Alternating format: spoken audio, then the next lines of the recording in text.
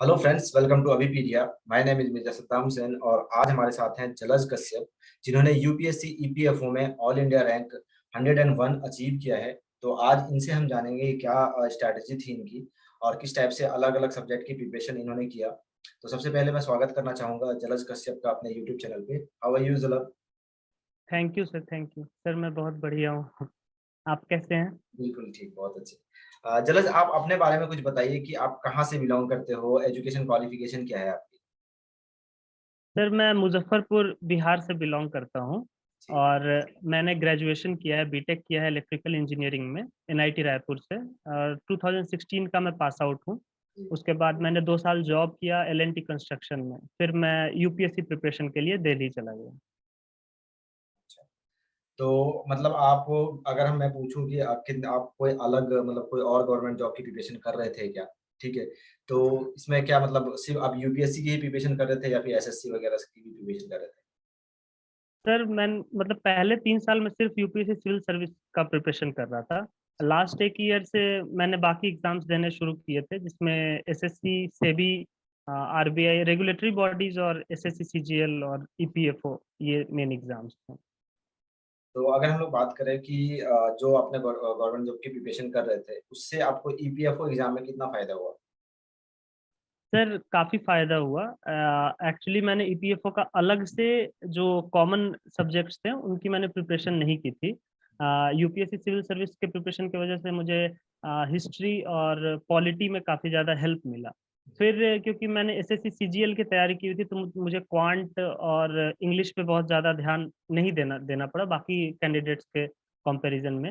In fact मैं जब job में था तो मैंने कैट की भी तैयारी की थी, तो उसका भी मुझे हेल्प मिला इसमें। जी। बस बस जो एक्स्ट्रा सब्जेक्ट्स थे जैसे सोशल सिक्योरिटी, फिर इंडस्ट्रियल लेबर लेबर कोड्स और जनरल अकाउंटिंग प्रिंसिपल, उनकी मुझे अलग से तैयारी करनी पड़ी थी ईपीएफओ के लिए। जी।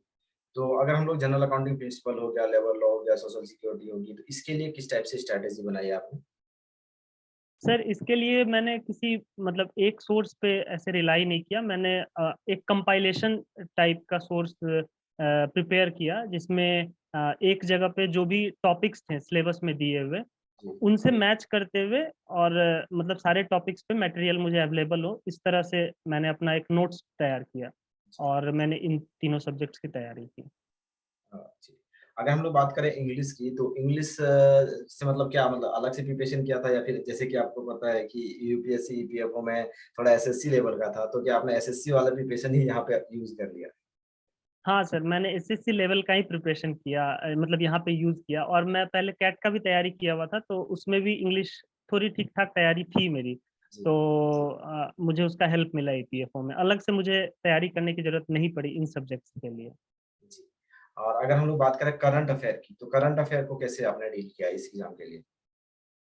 सर करंट अफेयर्स के लिए मैंने ऑनलाइन वीडियोस देखे हैं काफ़ी सारे। और पहले क्योंकि पिछले एक साल से मैं बाकी सब्जेक्ट्स का तैयारी, बाकी एग्जाम्स का भी तैयारी कर रहा था, तो स्टेट सिविल सर्विसेज के लिए मैंने ऑलरेडी करंट अफेयर्स का अपना नोट्स तैयार किया हुआ था।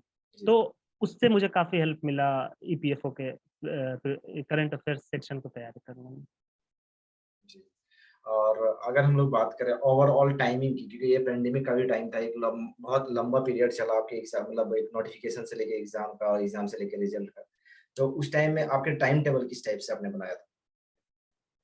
सर जब ईपीएफओ का नोटिफिकेशन आया था तब मैंने फॉर्म तो फिलअप कर दिया था, लेकिन मैंने तैयारी उस समय शुरू नहीं की थी इसके लिए फुल फ्लेज।